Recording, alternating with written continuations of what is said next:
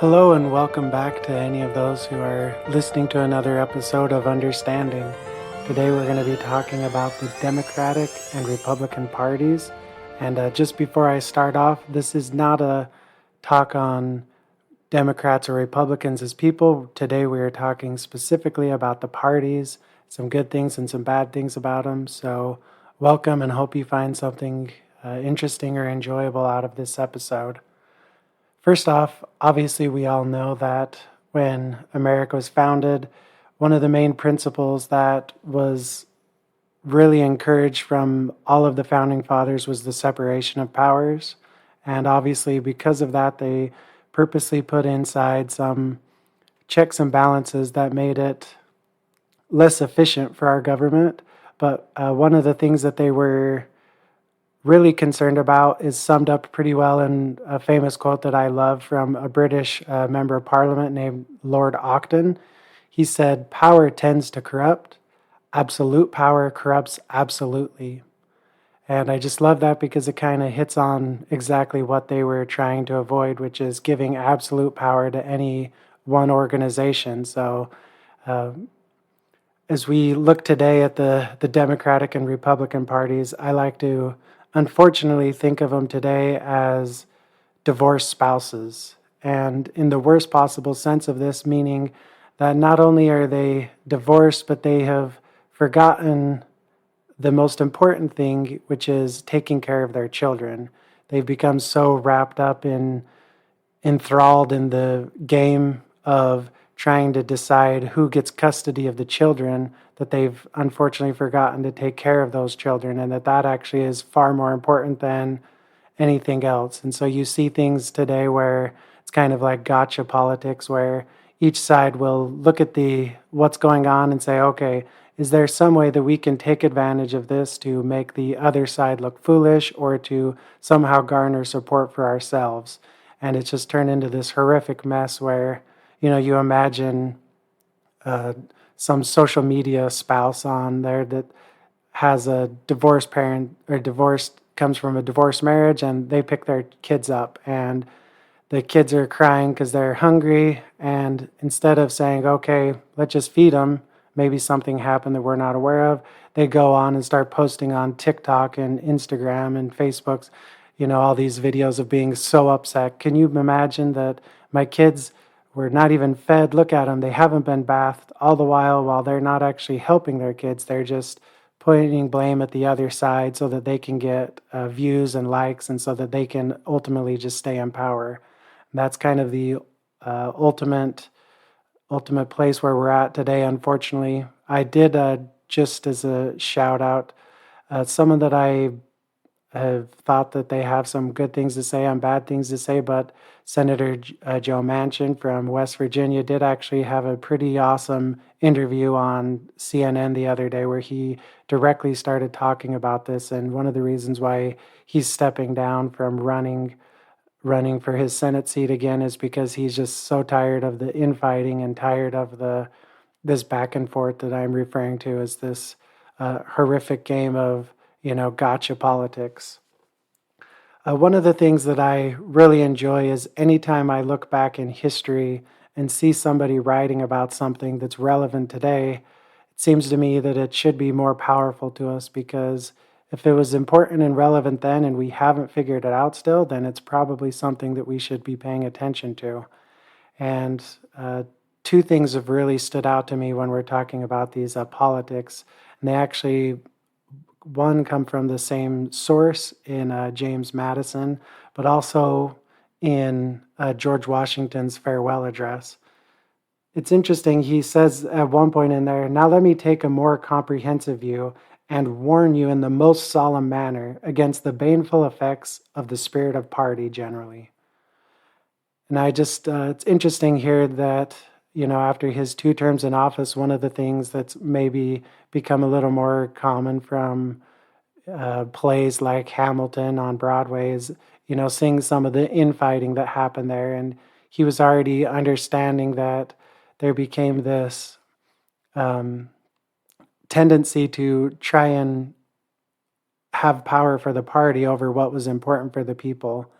And one of the other, before any of this even started, the Federalist Papers, specifically Federalist number 10, which was written by James Madison, who actually, by the way, did write one of the drafts of George Washington's farewell address that Hamilton ended up writing the second draft that went through. But, anyways, in this Federalist number 10, they talk about parties, and they actually refer to them as factions. But the problem that they make on here is that there's no way to get rid of these things, right? Because in a society, we, for whatever reason, always tend to gather towards people that we agree with, and we kind of tend to make groups as, hey, you agree with me, I agree with you, let's hang out and talk about these things. And in a free society, there's no way for us to really get around this, and there really shouldn't be. What they talk about the danger actually is when these parties and their goals become more powerful and more important than actually helping our nation. And so when they're talking about these factions, they say the danger is that once parties become, the goal of helping the parties out is more important than helping the people of the United States out, that's when these become dangerous. And I think that's what we're really starting to see today, unfortunately, is that it's more about the party lines. You see almost every vote in Congress. It's, either all the Democrats are voting for this or against this, or all the Republicans are voting for this or against this. And pretty rarely are we seeing any bipartisanship in there. And the unfortunate thing about this, and one of the things that I mentioned earlier about myself not being a member of the Democratic or Republican Party, kind of comes down to, I guess, my ultimate viewpoint on this, because it's kind of silly, but we have this notion that there's a problem and there's only one way to solve this thing. And we forget this really important English word, and.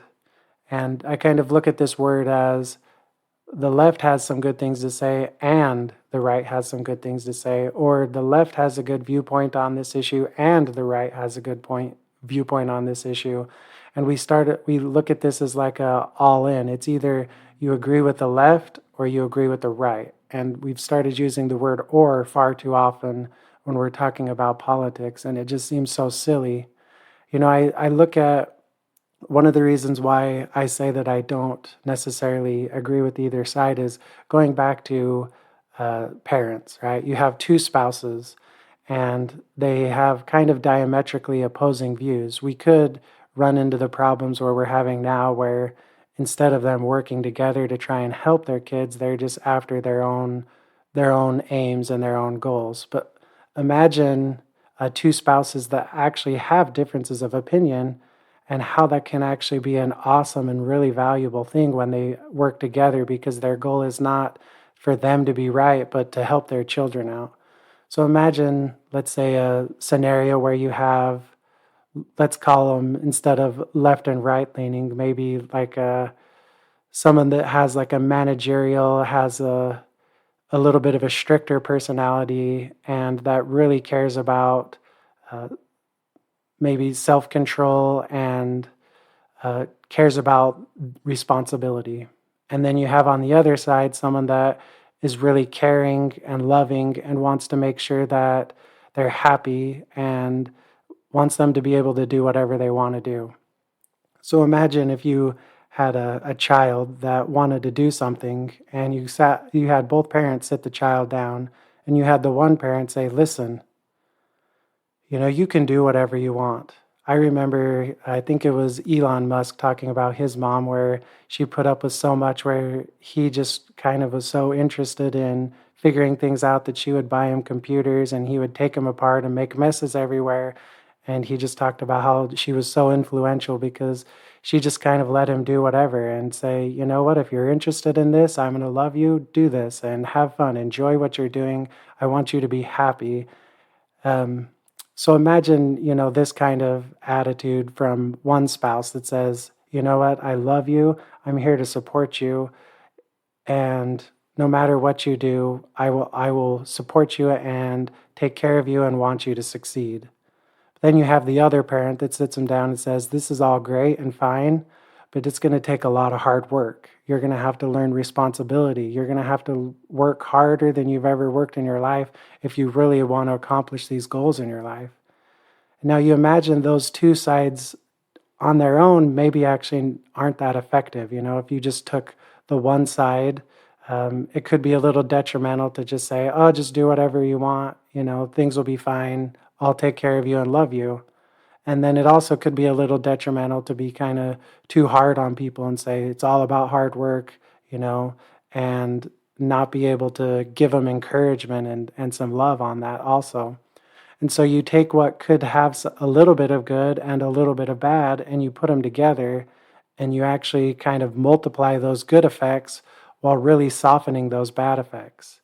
And to me, that's what I feel like the Republican and Democratic Party have lost. And a lot of that's come because we ourselves have kind of started looking at this world as either left or right. It's either conservative or liberal.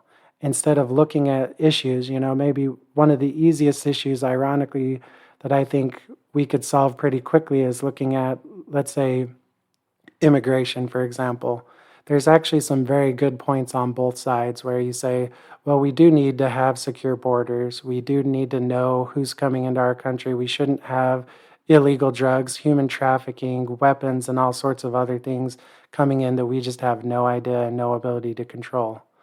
But then on the other side, you say, well, we don't really want to be ripping families apart. We don't want to ruin people's lives if they're here to work and they're helpful and good citizens. Then maybe the worst thing in the world isn't to just have them stay here. Maybe it's actually a good thing. And so you take these two kind of diametric opinions and they actually can work together in tandem pretty well, where we could say, okay, let's actually figure out the best way to secure our borders and the best way to understand that there are a lot of people here and figure out a way where we can say, well, just like for instance, if I'm driving down the road and I'm speeding and a police officer pulls me over and I get a ticket and I have to pay a fine because I broke the law, there is definitely a case to be made that there should be some law and order and that needs to be upheld. And so we can figure out some way of having both of those viewpoints held up. There's no way that we're going to be able to create some new government agency that can go around and round up every single person that entered this country illegally. And there should be no reason for that either. If we get these people and we look at them as human beings and we say, hey, we're going to stop the influx of this, and we're also going to mitigate these other risks by protecting the border, but we're also going to treat these people as human beings and say, hey, you know what, you did come here, so there is going to be some consequences to that, but as long as you're willing to stay here to pay taxes, you're working hard and you're a good citizen, then there's no reason that you can't have some kind of work visa or some form of identification so that we can find out where they're living, find out actually how many people are here, but also do it in a humane way. We're not trying to just round people up and get rid of them. And it just seems to me that actually looking at many of the Pew polls, that the majority of Americans are actually strongly supportive of a view like this. And instead of looking at this as we either need to protect our borders and do things around this nature, have security and protection, or, we need to care about people and help them. It's like, why can't we do both at the same time? Why can't we come up with ways where we look at this issue and say, well, it actually is important that we're safe, but it's also important that we treat people humanely and that we respect people. And if they're good working citizens, then why not allow them the opportunity to stay here?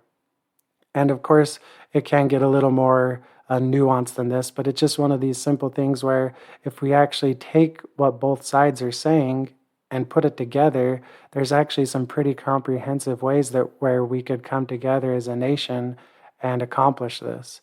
And so I guess for me, I've come more into the line of the and category instead of a Republican or a Democrat or liberal or conservative. I kind of look at this as, well, there's good points of view, and when we have two parents that have these diametrically opposing views, they actually can be really powerful in giving the right messages to America, while at the same time making sure that America is what's first and not our political party system. Because you see more and more people are starting to get to this point where they say, well, I don't really feel that I have a home anymore. I don't really think I'm a Republican or a Democrat. And when I say this, I'm not saying it because it's like the hip, cool thing to say, oh, I'm an independent. I actually truly mean that. There's many views of the Republican Party and the Democratic Party that I think have some good potential to work together when we're actually working together. But we have to get back to that point where it's not party over everything else. It's actually America first, and then how can those parties help accomplish these goals? And when we do that, we actually have a really powerful way of moving forward and helping people in the world, including talking about, our debt or any of these other issues that are really out there that people are concerned over. We can manage these together if we actually look at both sides and say, hey, there's actually some merit to both of these viewpoints. And so as you're looking through and you're listening to things, start trying to listen to the word and realize, unfortunately, that it really is very, very seldomly said when we're talking about the Republican and Democratic parties, that unfortunately it's almost always or this or that.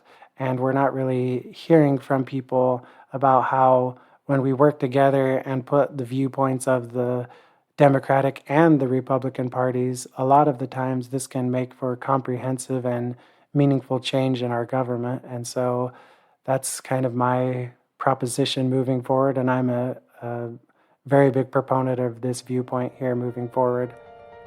So hope you enjoyed this, and we'll see you next time.